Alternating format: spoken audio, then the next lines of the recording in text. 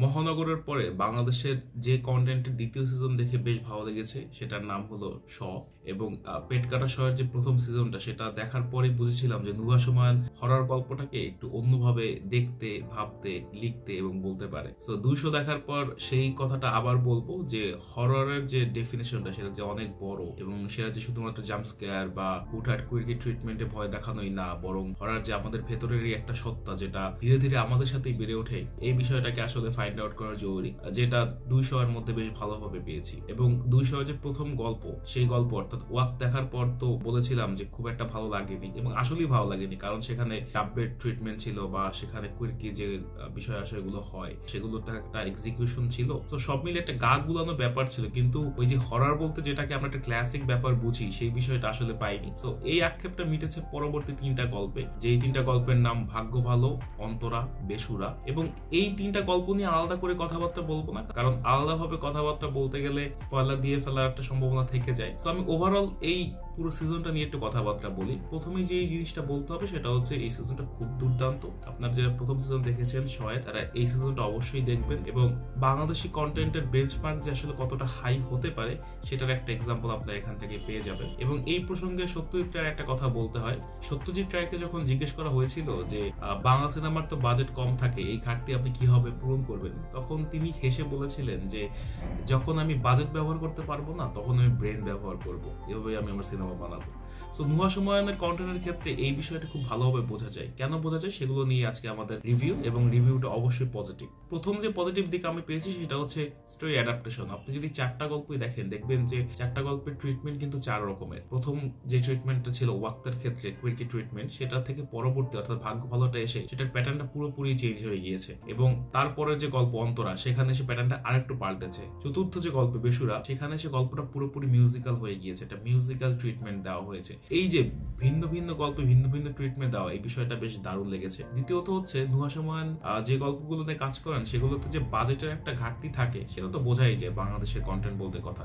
সেই বিষয়টাকেও যে আর্টের মাধ্যমে কভার আপ করে দেওয়া যায় বা একটা আইসুদিং ব্যাপারে নিয়ে আসা যায়, এই বিষয়টা এই গল্পগুলোর মধ্যে পেয়েছি। এবং তৃতীয়ত যে বিষয়টা আছে এবং যেটা সবচেয়ে গুরুত্বপূর্ণ সেটা হচ্ছে মেটাফরিক্যাল ব্যাপারটা। আপনি যদি 4টা গল্প দেখেন দেখবেন যে 4টা গল্প 4 রকমের বার্তা দিচ্ছে, এবং কোনোটাই আসলে ফোর্স ফিড না বা কোনোটাই আসলে আপনাকে চেপে ধরে গেলানোর মতো না। আপনি দেখবেন, আপনি বুঝবেন। যেমন ভাগ্য ভালোতে আপনি ক্যাপিটালিজমের একটা ধারণা পেয়েছেন, অন্তরার মধ্যে ডোমেস্টিক ভায়োলেন্স একটা ধারণা পেয়েছেন, বা বেসুরার মধ্যে আপনি আসলে মিডিওক্রিটির একটা খুব ভালো গ্লিমস পেয়েছেন, এবং ওয়াক্তের মধ্যে তো what goes around comes around একটা বিষয় তো ছিল। এই যে 4টা গল্পে 4 রকমের যে একটা মেসেজ দেওয়া এবং সেটা হররের মোড়কে দেওয়া, এই বিষয়টা কিন্তু খুব দুর্দান্ত ছিল।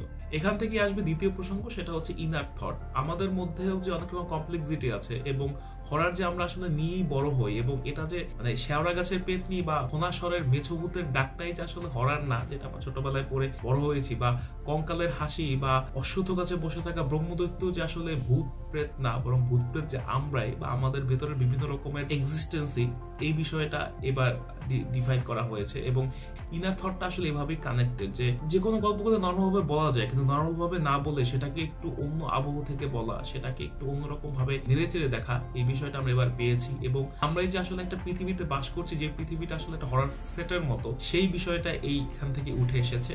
এবং এখানেই শেষ না, এই গল্পগুলোর সাথে যে একটা স্পিরিচুয়াল কানেকশন আছে, এবং সৃষ্টির গোড়া ধরে টান দেওয়ার যে ব্যাপারটা, যেটা আমরা পেট কাটা শয়ের মিষ্টি কিছুতে পেয়েছিলাম, যে পুরো ইউনিভার্সকে যে একটা গ্লিমস দেখিয়ে দেওয়া, সেই ইউনিভার্সাল কানেকশনটা বা সেই স্পিরিচুয়াল কানেকশনটা কিন্তু এখানেও আছে। বিভিন্ন ধর্মীয় বইয়ের রেফারেন্স বা ধর্মীয় ঘটনার রেফারেন্সকে যেভাবে এই গল্পগুলোর সাথে ব্লেন্ড করা হয়েছে, টু গুড। এবার আসবো তৃতীয় পজিটিভ দিক, এবং যেটা সবচেয়ে গুরুত্বপূর্ণ সেটা হচ্ছে নিউ ডেফিনেশন অফ হরর। বেশ কিছুদিন আগে চরকিতে একটা কন্টেন্ট দেখেছিলাম, আধুনিক বাংলা হোটেল। এই কন্টেন্ট দেখার পর আমি একটা কথা বলেছিলাম যে হররের ডেফিনেশনটাকে এই গল্পটা ভেঙেছে। এই গল্পটা ভেঙেছে কারণ খুব ঢিমে তালে ধীরে সুস্থে গল্পটা এগিয়েছে। সেখানে হরর এসেছে কি আসেনি সেটা নিয়ে ডিরেক্টরের খুব একটা মাথা ব্যথা ছিল না, বাট আমরা কিন্তু মজাটা ঠিকই পেয়েছি, বা কিছু কিছু দৃশ্যে কিন্তু গা ছমছমে ব্যাপারটা কিন্তু আসলে হয়েছেও, যেটা আমরা 200 এর ক্ষেত্রে খুব ভালোভাবে পাবো। হয়তো অনেকের এই বিষয়টা ভালো লাগবে না। হয়তো অনেকে হরর বলতে লং লেগস এর কথা ভাবেন, হরর বলতে তারা সিনিস্টারের কথা ভাবেন, হরর বলতে ডাব্বের কথা ভাবেন। এই বিষয়গুলো হয়তো তাদের মাথায় আসে, বা তারা একটু ভয় পেতেই চান, বা তারা একটু কনজিউরিং এর মতো অন্যরকম জাম্পস্কেয়ার দেখতেই চান। সেটা দোষেরও কিছু না, বাট আমি হরর বলতে যেটা বুঝি, অর্থাৎ চারপাশের কোনো ঘটনা সেটার সাথে আমি কানেক্ট করতে পারবো, বা খুব আস্তে ধীরে সুস্থে ছোটবেলা যেভাবে গল্প শুনতাম সেভাবে গল্পগুলো বলা হবে এবং আমি সেই গল্পের সাথে কানেক্টেড হব। এই যে বিষয়টা, সেটা কিন্তু এই গল্পগুলোর মধ্যে ছিল এবং ট্রিটমেন্টটাও সেভাবে এগিয়েছে। এবং এটা কিন্তু বেশ সাহসের একটা ব্যাপার, যেটা আমি স্কুইড গেম 2 এর রিভিউর ক্ষেত্রে বলেছিলাম যে স্কুইড গেম প্রথম সিজনে যেখানে গেমগুলোতে জনপ্রিয়তা পেয়েছে, দ্বিতীয় সিজনে এসে ডিরেক্টর কিন্তু গেমগুলোকে কমিয়ে দিয়ে হিউম্যান সাইকোলজির উপর বেশি ফোকাস দিয়েছে। শোয়ের ক্ষেত্রেও কিন্তু সেম। আমি দুটোকে কানেক্ট করছি না, মোটেও কানেক্ট করছি না, কারণ দুটো ভিন্ন ঘরানার কন্টেন্ট, বাট বলছি কানেকশনটার কথা। সেটা হচ্ছে পেটকাটা শহরে যেখানে হরর এলিমেন্টস নিয়ে নাড়াচাড়া করা হয়েছে, ফোকলোর নিয়ে নাড়াচাড়া করা হয়েছে, বা আমাদের যে গ্রামীণ কথাবার্তা প্রবাদ নিয়ে নাড়াচাড়া করা হয়েছে, সেখান থেকে সরে এসে 200 যেভাবে মানুষের সাইকোলজি নিয়ে নাড়াচাড়া করা হয়েছে এবং সাইকোলজির সাথে হররের কানেকশনটাকে খুঁজে বের করা হয়েছে, এবং এখানেই শেষ না, বরং জিওপলিটিক্যালি কি ঘটছে সেগুলোর যে গ্লিপস নেওয়া আসা হয়েছে, পলিটিক্যাল সিনারিওতে কি হচ্ছে, রিলিজিয়াস সিনারিওতে কি হচ্ছে, ইকোনমিক সিনারিওতে কি হচ্ছে, সেগুলোকে যে গল্পের সাথে কানেক্ট করা হয়েছে, এবং তাও 42-43 মিনিটের গল্পের মধ্যে, অর্থাৎ ছোট্ট একটা ফ্রেমের মধ্যে, এটা কিন্তু আসলে এত সহজ না করা।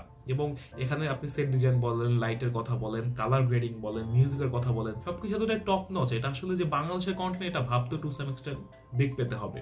এবং এখান থেকে শেষ করে প্রশংসার কথা দিয়ে, সেটা হচ্ছে নুহা সুময়ান এবং তার মা গুলতেকিন খান, এই দুইটা মানুষ একত্রিত হয়ে যে মাস্টারপিস, আমি মাস্টারপিসই বলবো, যে মাস্টারপিসে তারা বানালেন, এটা একটা হররের নতুন বেঞ্চমার্ক হয়ে থাকবে। এবং পরবর্তীতে যারাই হরর গল্প বলবেন বাংলাদেশে, তারা মাথায় রাখবেন যে এভাবেও গল্প বলা যায়। এবং এখানে আরেকটা বিষয় জরুরি, সেটা হচ্ছে আমাদের দেশের ক্ষেত্রে সবসময় বলা হতো যে আমরা হরর গল্প বলতে পারি না, বা আমাদের হরর গল্পের ঘাটতি আছে। এই ঘাটতিটা যে আসলে নেই, বরং আমাদের এই অঞ্চলগুলোতেই উপকথাতে, রূপকথাতে যে আমরা আসলে অনেক বেশি গল্প বলতে পারি, এবং সেই গল্পগুলোকে যে আমরা মেটাফরিক্যালি কানেক্ট করতে পারি, সেটারই কিন্তু একটা চোখে আঙুল দেওয়া নিদর্শন হচ্ছে শ। যারা শ এখন দেখেনি তারা অবশ্যই দেখবেন, এবং যারা অ্যাসপায়ারিং ফিল্ম মেকার আছে, যারা অনেক রকমের টপিক নিয়ে গল্প বলতে চান, তারা আসলে এখান থেকে ধারণা পাবেন যে কিভাবে গল্প বলতে হয়, কিভাবে ঢিমে তালে আলগোছে গল্প সুতো ছাড়তে হয়। তো এই ছিল আজকে রিভিউ। দেখাবে পরবর্তী কোনো ভিডিওতে। টিল দেন ভালো থাকুন, সুস্থ থাকুন, সাইনিং অফ।